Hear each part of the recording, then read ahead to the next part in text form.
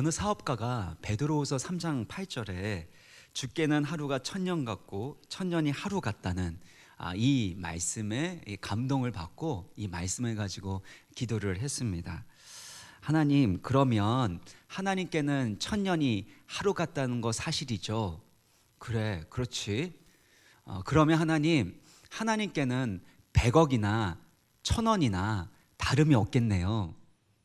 그래, 그렇지. 그러면 하나님, 저에게 지금 1000원만 주세요. 그때 하나님 뭐라고 하셨는지 아십니까? 그래, 알았다. 하루만 기다려라. 이해가 되시나요? 예, 100억을 이렇게 큰 액수를 이렇게 구하는 사람의 욕심에 대한 하나님의 유머라고 저는 생각이 드는데요.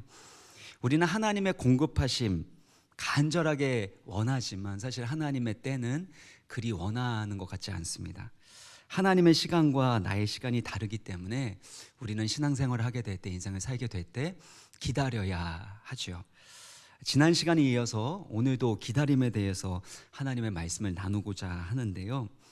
여러분에게 정말 간절한 것이 있는데 그 간절한 것을 얻기 위해서 7년을 기다려야 한다면 여러분의 마음은 어떠시겠습니까? 창세기 29장 20절을 보면 야곱이 라헬을 위하여 7년 동안 라반을 섬겼으나 그를 사랑하는 까닭에 7년을 며칠같이 여겼더라. 야곱이 라헬을 너무 사랑했습니다. 그래서 7년간 봉사하는, 종처럼 일하는 그 대가로 라헬을 아내로 삼으려고 했는데요. 7년을 기다리는 시간을 어떻게 여겼다고요? 며칠처럼, 수일처럼 여겼다는 겁니다. 어떤 분들에게 기다림은 야곱처럼 설레임과 기대로 느껴질 수 있을 것입니다.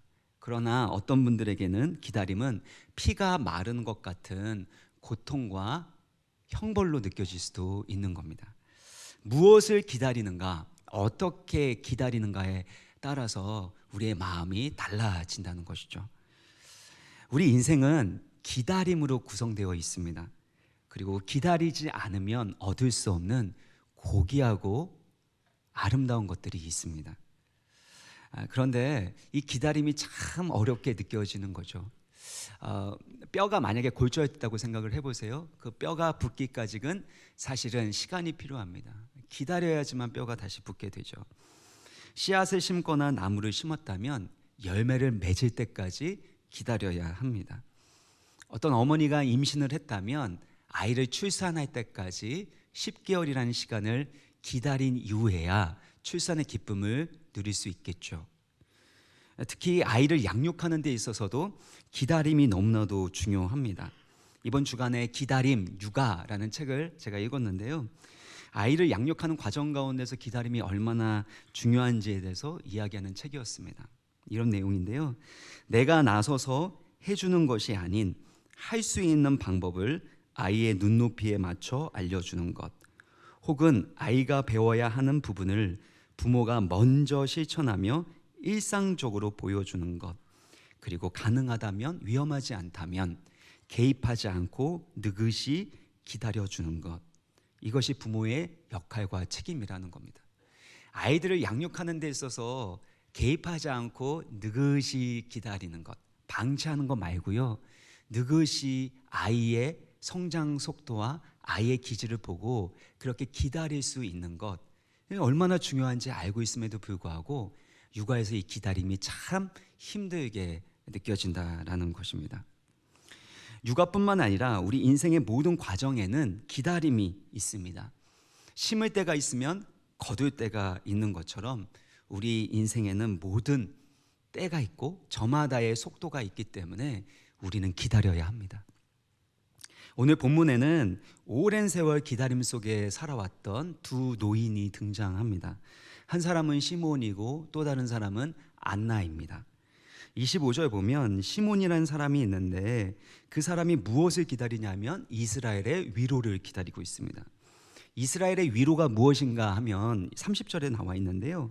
내 눈이 주의 구원을 보았사오니, 구약 성경에 예언된 하나님의 위로와 하나님의 회복과 구원을 이 시므온은 기다리고 있었던 겁니다. 안나 또한 38절에 보면 기다리고 있는데요. 예루살렘의 속량, 예루살렘의 그 구원을 기다리고 있었습니다. 결국에 그들은 예수 그리스도를 기다렸고, 그리고 남들은 다 알아보지 못했지만 그 두 사람은 아기 예수가 메시아 되심을 알아보고 예수님을 만난 다음에 큰 찬송과 영광을 올려드리는 것을 볼 수 있습니다. 그래서 오늘 두 사람을 통해서 예수님을 믿고 따르는 그리스도인들에게 기다림은 무엇인지, 또 어떻게 기다려야 하는지 하나님의 음성을 듣고자 합니다. 첫 번째는 하나님의 약속입니다. 기다림은 하나님의 약속을 신뢰하는 것입니다. 26절 보면 그가 주의 그리스도를 보기 전에는 죽지 아니하리라 하는 성령의 지시를 받았더니, 시몬에게 성령이 함께 하셨고 성령께서 지시하셨는데 그리스도를 보기 전에는 죽지 않겠다라는 지시를 받게 됩니다. 이것을 29절에서는 주저여 이제는 말씀하신 대로, 성령을 통하여 하나님의 말씀을 시므온은 받았고 그 말씀을 붙들고 기다렸다라는 겁니다. 기독교 신앙에서 기다림은 막연하게 어쩔 수 없어서 기다리는 것이 아닙니다. 헤어진 연인이 언제끔 다시 돌아오나, 사업을 시작했는데 사업 투자를 받아야 되는데 그 투자를 받기 위해서 그냥 막연히 기다리는 그런 것이 기다림이 아닙니다. 또 성경에서 말하는 기다림은 내가 원하는 일, 내가 계획한 일이 이루어지는 것, 이것을 기다리는 것이 아닙니다. 기다림이란 하나님의 약속의 말씀을 받고 그리고 그 말씀이 이루어질 때까지 믿고 기다리는 것입니다. 그래서 하나님의 사람들의 공통점은요, 모두 다 오랜 기다림을 통과했는데 그 오랜 기다림 가운데서도 고통스럽게 무의미하게 느껴지는 그 기다림 속에서도 소망을 갖고 포기하지 않고 끝까지 인내할 수 있었던 것은 하나님이 그들에게 약속의 말씀을 주셨기 때문입니다. 노아는 홍수의 심판과 구원에 대한 하나님의 말씀을 받고 난 다음에 120년간 믿음으로 방주를 짓습니다. 어느 신학자들은 70년, 80년을 지었다고 하기도 하는데 그렇게 오랜 세월 약속의 말씀을 붙들고 방주를 짓습니다. 아브라함은 약속의 말씀을 받은 다음에 25년 동안 기다린 끝에 100세의 나이가 되었을 때 아이를 선물로 받게 됩니다. 요셉은 꿈을 꾸게 되죠. 2번이나 꿈을 꿨는데 그 꿈이 이루어지기까지 13년이 걸렸습니다. 다윗은 사무엘에게 이스라엘 왕으로 기름 부음을 받은 다음에 사울 왕에게 쫓겨서 도망자 신세로 10년을 넘게 살게 되고 결국엔 이스라엘의 왕이 되기까지 20년이 넘는 시간을 기다려야만 했습니다. 이들이 이처럼 기다릴 수 있었던 이유는 무엇입니까? 언제 끝나는가 답답하고 고통스러울 수 있었는데 그들이 기다릴 수 있었던 건 더 크고 더 높고 선한 하나님의 계획이 담겨져 있는 약속의 말씀을 받았고 그 약속의 말씀을 붙들었기 때문에 소망 가운데 기다릴 수 있었다라는 것입니다. 어떤 어머니가 아들을 키우는 게 너무나도 힘들었습니다. 기질적으로도 잘 맞지 않고 아이의 성격이나 아이의 행동이 잘 이해가 되지 않았습니다. 성격도 급하고 제가 원하는 게 있으면 어떻게든 해야 되는 사람이고 그리고 또 게임을 하던 운동을 하든지 간에 이겨 먹어야 하는 그런 아들이었습니다. 또 자녀도 잘 키우려고 하다 보니까 미디어를 최대한 보여주지 않고 그러니까 보드게임도 해야 되고 또 여러 가지에 있어서 아이가 그렇게 놀아달라고 할 때마다 체력도 안 됨에도 불구하고 열심히 해줬는데 어떤 한계가 다다를 때마다 불끈불끈 자기 안에 있는 연약함이 나오게 되고 또 상처를 주고받는 이들이 일어났다고 합니다. 근데 가장 힘들었었던 건 뭐냐면 이 어머니 안에 있는 불안과 두려움이었습니다. 이 아들이 잘 성장해서 좀 정상적인 삶을 살아갈 수 있을까 그런 생각을 하는데 확신이 없었던 겁니다. 그러니까 자꾸 아이의 그런 행동들과 모습들을 볼 때마다 마음이 답답해지고 또 두려워졌기 때문에 그래서 더 힘들었다는 고백을 하셨습니다. 근데 하나님의 은혜로 그 아들이 잘 자라나서 너무나도 의젓하고 또 책임감 있는 그런 아들이 되었습니다. 그래서 어머니에게도 힘이 되고 또 위로가 되는 그런 아들이 된 거예요. 그리고 나서 이제 저한테 말씀하시는 것이 이 아이가 이렇게 잘 성장할 줄 알았더라면 제가 그때 그렇게 힘들지 않았을 텐데요 라고 말씀하시더라고요. 지나 보니까 아이와 겪었었던 그 모든 과정이 이 성장을 위한 이 고통, 성장통이었다라는 것을 알게 되었고, 만약에 아이가 이렇게 잘 자랄 것에 대한 소망이 있었다면, 확신이 있었다면 두려움 가운데 짓눌리지 않고 평안 가운데 감사함으로 아이를 더 잘 양육할 수 있었을 텐데, 그때는 그런 확신이 없어서 실수하고 잘못하고 마음이 무너졌다라는 이야기를 하시더라고요. 예수 믿는 그리스도인들은 기다리게 될 때 막연하게 어쩔 수 없이 기다리지 않습니다. 불확실한 미래 속에서 어떻게 해야 될지 전전긍긍하면서 기대 없이 그냥 시간을 보내는 것도 아닙니다. 하나님이 하실 일에 대한 약속, 그 약속의 말씀을 붙들고 그 약속의 말씀을 믿고 기다리는 것입니다. 그 약속의 말씀, 하나님이 하실 일들에 대해서 믿기 때문에 소망 가운데, 평강 가운데 기다릴 수 있는 거죠. 필립 얀시는 믿음에 대해서 이렇게 이야기했습니다. 제가 진짜 좋아하는 표현 중에 하나인데요. 믿음은 미래로 가서 되돌아볼 때 비로소 이해될 수 있는 것을 미리 믿는 것이다. 우리 인생을 살아가다 보면 결국엔 지나보면 이해될 수 있는 이들로 가득하지 않습니까? 근데 지금은 이해되지 않는 거죠. 지금은 미래가 보이지 않는 거죠. 근데 지나보면 결국엔 알 수 있고 이해될 수 있는 것입니다. 근데 그것을 미리 믿는 것이 믿음이라는 거예요. 하나님이 우리 가운데 하실 일을 미리 보여주시는 것, 알게 하시는 것이 바로 약속의 말씀입니다. 그 약속의 말씀을 붙들고 마치 그 미래가 나에게 이미 주어진 것처럼 믿고 바라고 살아가는 것이 신앙생활이라는 겁니다. 그래서 히브리서 11장 1절 말씀을 같이 읽어보겠습니다. 시작. 믿음은 바라는 것들의 실상이요 보이지 않는 것들의 증거니. 믿음이 무엇이라고요? 바라는 것들의 실상, 실체라는 것입니다. 약속의 말씀을 주셨습니다. 그리고 하나님이 하시겠다고 말씀하십니다. 그것을 바라게 될 때 그것이 실상, 실체가 되고 보이지 않는 것들의 증거가 된다는 것입니다. 그래서 우리가 기다린다는 것은요, 하나님의 약속의 말씀을 믿고 바라고 소망 가운데 기다리는 것입니다. 많은 분들이 두려움 가운데 짓눌리는 이유는 무엇입니까? 많은 분들이 기대와 소망 없이 체념하듯이 시간을 보내는 이유는 무엇입니까? 그들 안에 약속의 말씀이 없기 때문이 아닙니까? 여러분의 마음 가운데 두려움이 있습니까? 여러분 가운데 하나님이 하시고자 하는 그 일에 대한 기대와 소망이 있으십니까? 만약에 그렇지 않다면 여러분 약속의 말씀을 구하시고 받으시길 주의 이름으로 축원합니다. 그래서 그 약속의 말씀을 붙들고 나아가게 되어질 때 그때 우리의 마음 가운데 기다림 속에서도 소망이 생기고 하나님이 주시는 세상이 알 수도 없는 그 평강을 누리게 된다는 사실입니다. 사랑하는 여러분, 올해 한 해 동안 여러분이 붙들었던 약속의 말씀은 무엇입니까? 지난 몇 년간 여러분이 붙들었던 하나님의 약속의 말씀, 그 약속의 말씀으로 인해서 소망과 셈을 얻었던 그 약속의 말씀은 무엇입니까? 무슨 일을 하든지 간에 어떤 일을 하든지 간에 약속의 말씀이 필요해요. 사랑하는 배우자를 향하여, 사랑하는 자녀들을 향한 약속의 말씀이 필요합니다.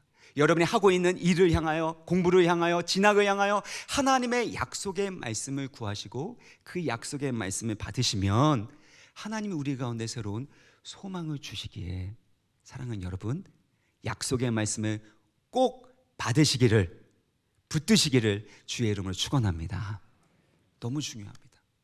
꼭 받으셔야 돼요. 그런데 이렇게 하나님의 약속을 기다리다 보면 나의 상황이나 여러 가지 정황을 보면 이 약속의 말씀과 반대로 흘러갈 때가 많다는 겁니다. 너무 당황스럽습니다. 그래서 기다림 속에 어려움이 있고 흔들림이 있습니다. 그런데 이것은 어쩌면 당연한 것입니다. 약속을 한다라는 것은요, 여러 가지 변수와 어려움이 생길 수 있다라는 것을 가정하고 전제하기 때문입니다. 그러니까 예를 들면요, 시간 약속을 하는데 만약에 어쩔 수 없이 매일매일 만나야 되는 사람이 있으면 그 사람과 약속할까요? 약속하지 않습니다. 어차피 만날 거니까.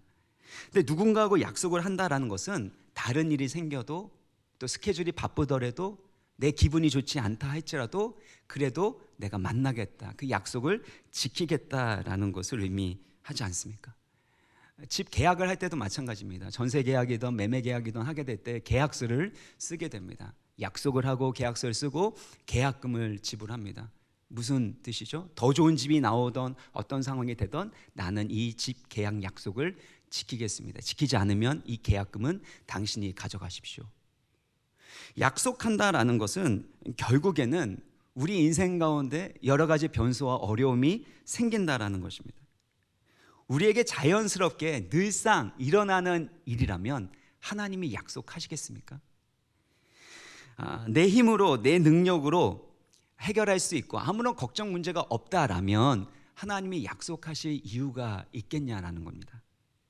하나님께서 약속하신다는 건 그 약속대로 살아가는 과정 가운데, 기다리는 과정 가운데 때로는 위기도 있고 때로는 잘못되어 가는 것처럼 보이고 때로는 하나님의 약속과 난 멀어진 것처럼 보일지라도 하나님은 반드시 그 약속 가운데 담아 놓으신 하나님의 말씀과 그 일을 행하신다라는 것입니다.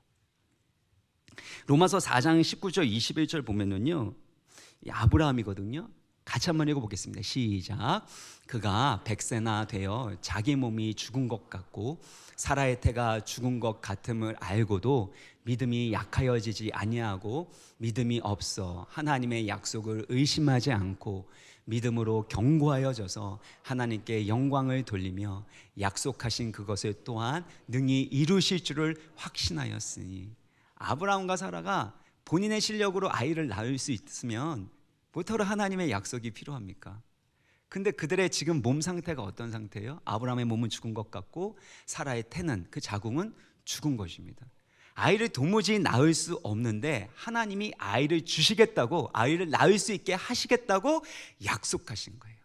그래서 아브라함과 사라가 어떻게 해요? 그 약속을, 하나님의 약속을 의심하지 않고, 상황과 여건과 내 상태를 보면 도무지 안 될 것 같은데, 그런데 하나님의 약속을 의심하지 않고 믿음으로 견고해져서 하나님께 영광을 돌리며 무엇을 믿었습니까? 무엇을 확신했습니까? 약속하신 그것을 또한 능히 이루실 줄을 확신했다라는 것입니다. 사랑하는 여러분, 하나님이 우리 가운데 약속을 주셨다면 때로는 우리의 삶의 모습, 또 내가 기도하고 있는 대상의 모습이 약속과 다를지라도 하나님은 일하고 계심을 믿으시기를 바랍니다. 하나님 반드시 그 약속을 이루실 것이기에 여러분, 올해 한 해를 마무리하면서 또 내년을 기대하면서 하나님의 약속을 끝까지 붙드시기를 주의 이름으로 축원합니다. 두 번째는 기도입니다. 기다림은 기도하는 것입니다. 36절 보면 여선지자 안나가 등장하게 되는데 나이가 아주 많았습니다. 얼마만큼 나이가 많았냐면 84세인데 신약에 나와 있는 여인들 중에 가장 장수하는 여인이라고 할 수 있습니다. 결혼을 했는데 무슨 일이 일어났는지 모르겠지만 7년 동안 남편과 같이 살다가 결국엔 과부가 되어서 84세가 되었습니다. 그녀가 기다렸던 것은 예루살렘의 속량, 예루살렘의 구원을 기다렸습니다. 기다리면서 무엇을 했냐 하면 37절인데요. 과부가 되고 84세가 되었더라. 이 사람이 성전을 떠나지 아니하고 무엇을 했습니까? 주야로 금식하고 기도함으로 섬겼다라는 겁니다. 안나는 기다리면서 기도했습니다. 그래서 기다리는 모든 사람은 기도해야 하는 거죠. 사도행전 1장 4절을 보면은요, 예수님께서 하늘로 승천하실 때, 하나님 보좌 우편으로 가실 때 제자들에게 마지막으로 분부하신 것이 있습니다. 예루살렘 떠나지 말고 내게서 들은 바 아버지께서 약속하신 성령을 기다려라, 기다려라 라고 말씀하셨어요. 근데 여러분 사도행전 1장을 잘 읽어보면은요, 이들이 기다렸다라는 표현이 없고요, 여기 보면 14절에 보면 뭐라고 하죠? 오로지 기도에 힘쓰더라. 예수님은 기다리라고 하셨는데 제자들은 무엇하고 있어요? 기도하고 있는 겁니다. 예수님께서 기도하라고 하신 그 말씀을 제자들은 뭘로 이해한 거예요? 기도하라고 이해한 겁니다. 왜 그랬을까요? 예수님은 무슨 일을 하시든지 그 일 하시기 전에 기도로 준비하셨고, 어떤 일을 기다리든지 간에 기도함으로 기다리셨기 때문에 예수님께 기다림은 기도하는 것이었고, 그래서 제자들에게도 기다림은 무엇이죠? 기도하는 것이었다라는 겁니다. 우리가 하나님의 약속을 기다린다면, 믿고 기다린다면 반드시 해야 될 것이 있는데, 그것이 바로 제자들처럼, 예수님처럼 기도하는 것입니다. 만약에 기다린다고 하는데 기도하지 않는다면 여러분은 기다리는 것이 아닙니다. 기도하는 사람만이 하나님의 약속을 믿고 기다리는 사람이기 때문에, 사랑하는 여러분, 여러분이 하나님의 약속을 믿고 기다릴 때 더욱더 힘써 기도하시기를 바랍니다. 그 기도를 통해서 하나님이 일하시기 때문입니다. 에스겔서 36장 36절 보면요, 나 여호와가 무너진 곳을 건축하며 황폐한 자리에 심은 줄을 알리라. 나 여호와가 말하였으니 이루리라. 하나님이 말씀하시면 반드시 이루시는 줄 믿습니다. 그런데 우리가 해야 될 일이 있대요. 여기 노란색으로 된 부분을 같이 읽겠습니다. 시작. 그래도 이스라엘 족속이 이같이 자기들에게 이루어 주기를 내게 구하여야 하이치라. 하나님이 이루어 주실 것을 믿고 기다린다면 반드시 해야 되는 것이 있는데, 그것이 바로 기도하는 것입니다. 기도할 때 하나님의 말씀이 성취되고 하나님이 일하신다라는 것입니다. 기도의 어머니라고 불리는 모니카라는 여인은 성 어거스틴의 어머니죠. 방황하고 있었던, 마니교에 빠져서 부패하고 타락한 삶을 살아갔고 방황하고 있었던 어거스틴을 위해서 20년간 기도했습니다. 그리고 그 20년간의 기도 끝에 어거스틴이 하나님께로 돌아오게 되었습니다. 회심하고 나서 그가 어떤 사람을 쓰임받게 됩니까? 기독교 역사 가운데 가장 위대한 신학자 중에 한 사람이 되지 않았습니까? 하나님이 하시는 위대한 일들, 고귀한 일들은 다 기다림을 통해서 이루어지는 것입니다.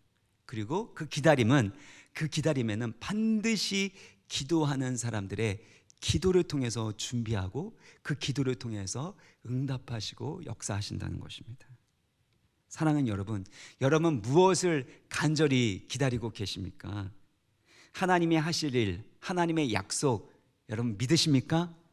그렇다면 이전과 다르게 여러분 기도하셔야 됩니다.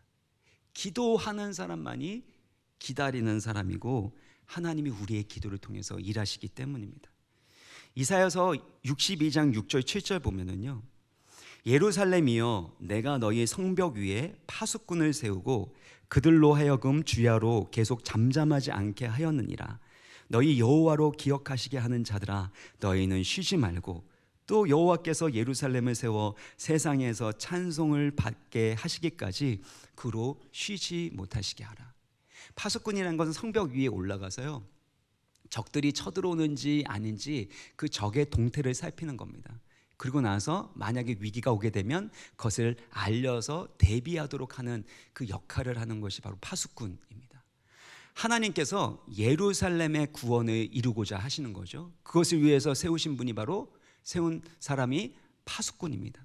기도의 파수꾼을 세워서 그로 하여금 주야로 잠잠하지 않게, 쉬지 않게 합니다.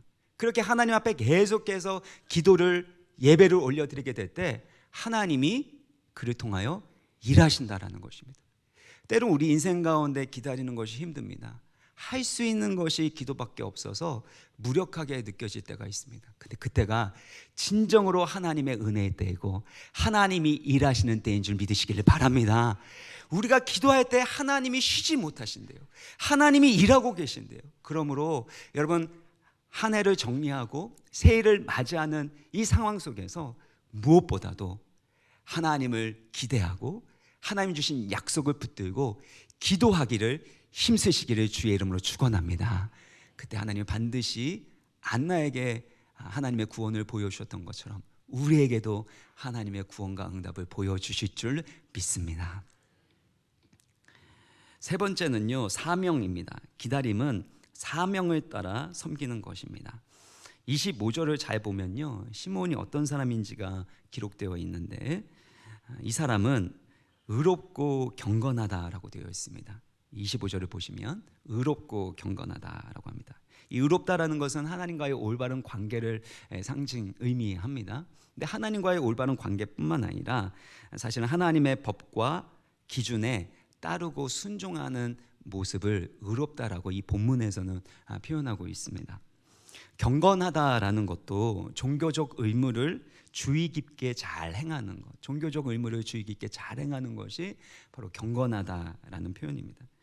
시므온은 메시아를 기다리면서 부르신 자리에서 의롭고 경건하게 하나님 주신 의무와 사명을 성실하게 충성스럽게 잘 감당했던 사람이라는 것입니다. 안나 선지자는 어떻습니까? 37절을 보면은요, 84세가 되는 아주 오래 사시는 이 할머니죠. 이 할머니가 성전을 떠나지 아니하고 주야로 금식하면서 기도함으로 섬겼다라는 것입니다.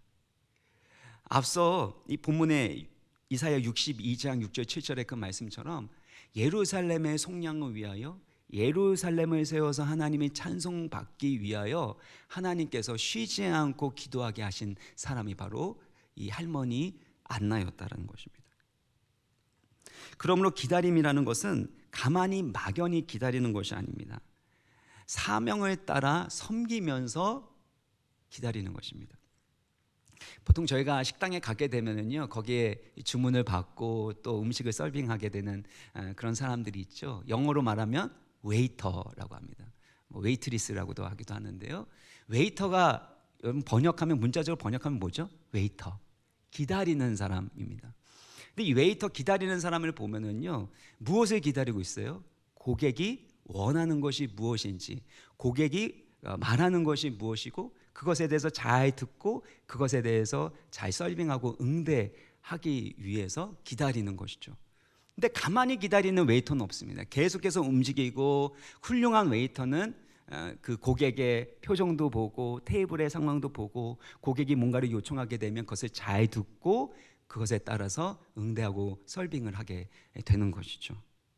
마찬가지입니다. 시므온과 안나, 우리 모두는 하나님의 웨이터, 하나님의 기다리는 사람이라는 겁니다. 그냥 가만히 하늘에서 감이 떨어지도록 기다리는 것이 아니라, 기도한다면, 하나님의 약속을 믿고 기다린다면, 그러면 나에게 주신 사명, 나에게 주신 말씀에 순종하는 것들을 충성스럽게 최선을 다해서 하는 것입니다. 결과가 어떻든지 간에, 지금까지 내가 이만큼 애쓰고 노력했는데 결과가 이것밖에 안 돼? 라고 생각할 때 포기하는 것이 아닙니다. 이만큼 기대했더니 그 기대한 결과가 나지 않아서 이제는 더 이상 기대도 못하겠다, 마음 가운데 낙심이 든다고 내가 해야 할 일을 내려놓으면 안 됩니다. 가장으로서 해야 될 일, 어머니로서 해야 될 일, 여러분 직장과 일터 가운데서 해야 될 일, 여러분 가운데 맡겨진 모든 일들을 충성되이, 지금 결과가 어떻든지 간에, 지금 어떤 모습이 보이든지 간에 안나와 시므온처럼 성실하게 감당하는 것이 바로 주님을 기다리는 것이라는 겁니다. 하나님께서 안나로 하여금 이 장수할 때까지, 84세 살 때까지 그렇게 오랫동안 살게 하신 이유가 무엇입니까? 그녀에게 기도의 파수꾼이라는 사명이 있었기 때문입니다. 하나님이 우리 가운데 생명을 주시는 이유는 무엇입니까? 재물을 주시고 관계를 주시고 건강을 주시고 그 모든 것들을 허락하시는 이유는 무엇입니까? 바로 사명을 감당하도록 하기 위한 겁니다. 그 사명을 감당하게 될 때 때가 참에 예수 그리스도께서 오신 것처럼 때가 참에 하나님의 약속이 우리의 삶 가운데 아름답게 펼쳐질 줄 믿습니다. 그래서 끝까지 믿음으로 기도하고 사명을 감당해야 합니다. 그래서 저는요, 이런 나이가 많은 시므온과 같은, 또 안나와 같은 어르신들이 우리 교회에 많아야 된다고 생각합니다. 성전을 떠나지 않고, 그 부르심의 자리를 떠나지 않고, 나이와 상관없이, 건강과 상관없이, 지금 내 상황의 조건과 상관없이 하나님이 주신 그 약속을 붙들고 계속해서 사명을 감당하고 섬기고 기도하는 어르신들이 우리 교회에 가득하기를 주의 이름으로 축복합니다. 저는 그 은혜를 참 많이 받은 것 같습니다. 권사님들의 이 사랑과 기도를 특별히 많이 받았습니다. 목사 아들로 자라나서 목사하기 싫어서 도망 다녔던 사람이었고, 조금 들으셨지만 저 때문에 교회를 안 나온 학생들이 있을 정도로 교회 가운데 어려움도 많이는 아니고 조금 그렇게 했었던 사람인데, 저희 어머니가 성전에서 그렇게 주무셨습니다. 제가 어렸을 때요, 고등학교 때까지도 뭐 계속 그러셨던 것 같아요. 성전에서 침낭 이불 가지고 오셔서 거기에서 주무시고 새벽 기도까지 하시고 가시는 거예요.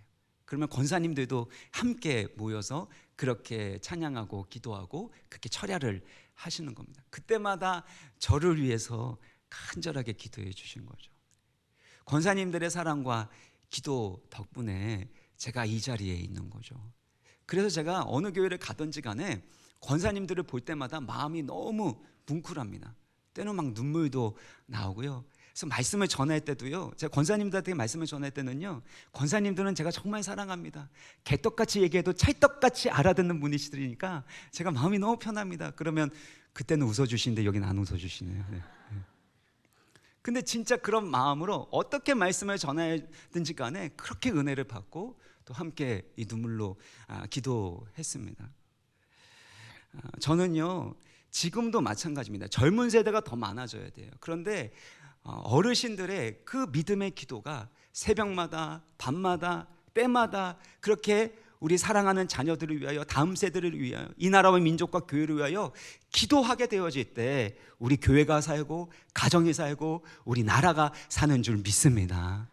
여러분, 그 누구보다도 더 왕성하게 하나님의 일을 감당할 수 있습니다. 그런 의미에서 저희 부모님이 오래 사셨으면 좋겠습니다. 이제 한국 나이로 82세가 저희 아버지가 되시는데 조금만 더 지나면 안나 나이가 되십니다. 근데 저는 진짜 기도하는 게요, 본인들의 힘으로 화장실 왔다 갔다 하시다가 그다가 주님 부르시면 그렇게 천국 탁 가는 그런 인종의 복을, 또 사명의 복을 구하고 있어요. 왜냐하면 부모님이 돌아가시면 누가 날 위해서 기도해 주나. 제가 여기 온 것도 사실은 저희 부모님 비롯해서 정말 많은 분들이 기도해 주셨기 때문이고, 지금도 제가 이렇게 사역할 수 있는 건 그분들의 기도 덕분인데, 그 기도가 없으시면 나는 사역을 어떡하나, 내 실력으로 여기까지 온 게 아닌데, 그런 걱정 때문에 그래서 오래 사셨으면 좋겠는데, 사랑하는 여러분, 하나님께서 일하시고자 하실 때 반드시 기도의 사람을 붙여주시고 그 기도를 통해서 하나님의 구원의 역사를 이루어 가십니다. 사랑하는 여러분, 사랑하는 자녀들을 위하여, 또 사랑하는 우리 친족들을 위하여, 부모님을 위해서 더욱 힘써 약속의 말씀을 붙들고 믿음으로 기도하시고 여러분에게 주신 그 사명을 잘 감당하시기를 주의 이름으로 축원합니다. 성경에서 기다림은 사실은 고통이나 괴로운 것으로 설명하지 않습니다. 기다리는 사람들이 때로는 낙심하기도 하고 너무나도 힘들어하는 모습은 드러나지만, 성경에서는 항상 기다림은 소망과 기대를 담고 있습니다. 이사야 40장 31절을 보면은요, 오직 여호와를 앙망하는 자는 새 힘을 얻으리니. 여기서 앙망한다라는 것은 히브리어 단어로는요, 문자적으로는 기다린다라는 겁니다. 기다린다라는 겁니다. 기다림 안에 소망이 있는 거예요. 그냥 기다리는 것이 아니라 하나님의 일하심, 하나님의 약속, 하나님의 그 모든 것을 이루어 주실 그 신실하신 하나님을 기다리기 때문에 새 힘을 얻게 된다는 것입니다. 때로는 주변을 볼 때 아무런 소망이 보이지 않을 때가 있습니다. 그때 하나님께만 소망을 두는 것이죠. 아무것도 바랄 것이 없는 그런 상황 가운데서 오직 하나님의 약속의 말씀을 바라고 믿는 것입니다. 그때 우리 가운데 하나님이 세상이 알 수도 없고 줄 수도 없는 평강과 소망을 주시는 것입니다. 그래서 이 평강과 소망을 누리면서 간직한 채 우리는 기다리는 거죠. 단순하게 미래를 향한 기다림만 있는 것이 아닙니다. 현재 우리에게 소망을 주시고 힘을 주시는 임마누엘의 하나님이 함께 하시는 거죠. 27절 보면 시므온이 기다릴 수 있었던 것은 성령의 감동으로 성령의 지시함을 받았을 뿐만 아니라 성령의 충만함과 감동 가운데 살았기 때문입니다. 성령님께서 그에게 말씀하시고 그를 위로하시고 그를 감동감화 시켜주시고 그를 인도하셨기 때문에, 이끄셨기 때문에 시므온은 끝까지 소망 가운데 기다릴 수 있었던 겁니다. 우리도 마찬가지입니다. 성령의 임재 가운데 성령께서 우리 가운데 위로를 주시고 말씀하여 주시고 그 약속의 말씀이 우리 가운데 울려 퍼질 때 상황과 여건과 내 모습 바라보지 아니하고 주의 말씀을 끝까지 붙들고 소망함으로 기다릴 수 있는 줄 믿습니다. 그래서 저는 성령과 함께하는 삶의 모습이 앞서 살펴봤었던 창세기 29장 20절의 말씀과 같이 7년 동안 라헬과 결혼하기 위해서 7년 동안 기다리는 것을 수일처럼 여겼던 것처럼 그렇게 기다릴 수 있는 것은 하나님의 약속이 우리 가운데 주어졌을 뿐만 아니라 그 말씀을 계속해서 상기시켜 주시고 감동 감화시켜 주시는 성령께서 바로 그와 함께하고 계시기, 우리와 함께하고 계시기 때문인 줄 믿습니다. 여러분은 무엇을 기다리십니까? 내년을 생각하게 될 때, 인생 전체를 볼 때 여러분 무엇을 기다리십니까? 전 2주 전에 기도하면서 이 말씀을 준비하면서 스스로에게 질문을 해보았습니다. 내년에 정말 기다리는 게 뭘까? 제가 늦둥이를 보지 않았습니까? 그래서 늦둥이가 요즘 자아가 생겨가지고요, 막 걸어다니면서 막 마음에 안 들면 막 질주하고, 그래서 빨리 아이가 커서 어딘가로 좀 갔으면 좋겠다는 그런 마음도 있었고, 또 우리 착한 우리 아이들, 사춘기를 보내지만 잘 보내고 있는 우리 자녀가 빨리 사춘기를 잘 통과, 이제 내년에는 좀 끝나려나 라는 기다림도 있고, 또 내년에는 제가 담임 목사로 또 위임받는 날이 있으니까 그 날이 언제 오나 이런 생각들도 있고, 근데 그것들을 기다려 보니까요 마음이 참 허무한 거예요. 왜 허무하냐면 그것들을 결국에는 문제가 해결된다 할지라도 또 다른 문제가 생길 거 아니겠습니까? 또 다른 소원이 생길 거고, 거기에 따라서 또 다른 또 기다림이 있을 텐데 그 안에서 또 괴롭고 또 더 미래에 더 좋은 일이 있을까지 기뻐하지 못한다면 너무나도 허무할 것 같은 거예요. 그러면서 내가 기다려야 될 것은 하나님이 하실 일에 대한 약속을 기다리는 거구나. 그리고 그 약속을 행하실 하나님을 기다리는 것, 예수 그리스도를 기다려야 되겠구나 라는 생각이 드니까, 그러니까 마음 가운데 소망이 들었어요. 그리고 제가 이 사명의 길, 내년에 어떤 일이 펼쳐지든지 간에 이 사명의 길을 잘 감당하게 될 때 그 사명의 길 끝에서 예수님을 만나게 될 것이 제 가운데 소망으로 여겨지니까 눈물이 났습니다. 그러면서 이 찬양이 떠올랐는데요, 주님 다시 오실 때까지 나는 이 길을 가리라. 좁은 문 좁은 길 나의 십자가 지고, 나의 가는 이 길 끝에서 나는 주님을 보리라. 영광의 내 주님 나를 맞아 주시리. 다른 것을 기다리는 것이 아니라 주님께서 다시 오실 것을 기다리고 주님의 다시 오실 길을 예비하기 위하여 그 사명을 감당하고 그 사명의 길을 잘 걸어가고 달려간 이후에 그 주님을 맞이하는 것, 환한 미소로 저를 반겨주시고 안아주시는 그 예수님의 얼굴을 기다리는 것, 그분 앞에서 부끄럽지 않기 위해서 때로는 포기할 것들을 포기하고 희생해야 될 것들을 희생하고 오래 참아야 될 것을 오래 참고 포기하지 않고 사명의 길을 걸어가고 주의 말씀에 순종해야 되겠다는 그런 마음이 들었습니다. 사랑하는 여러분, 말씀을 마무리 짓겠습니다. 우리는 마지못해서 어쩔 수 없이 기다리는 사람들이 아닙니다. 하나님의 하실 일들이 기록된 약속의 말씀을 붙들고 기다리는 줄 믿습니다. 소망 가운데 기다립니다. 기다리는 사람은 기도하는 사람이고 기도하는 사람만이 기다리는 사람입니다. 그리고 하나님의 약속이 이루어지기를 기도하면서 여러분에게 주신 그 사명을 충성되이 잘 감당하게 하시고, 그리고 여러분이 가는 그 길 끝에서 여러분을 환한 얼굴로 맞이해 주시는 예수님을 만나시고 그 예수님의 사랑과 안아주시는 그 사랑을 경험하시는 그런 행복과 영광이 가득한 인생이 되시기를 주의 이름으로 축원합니다.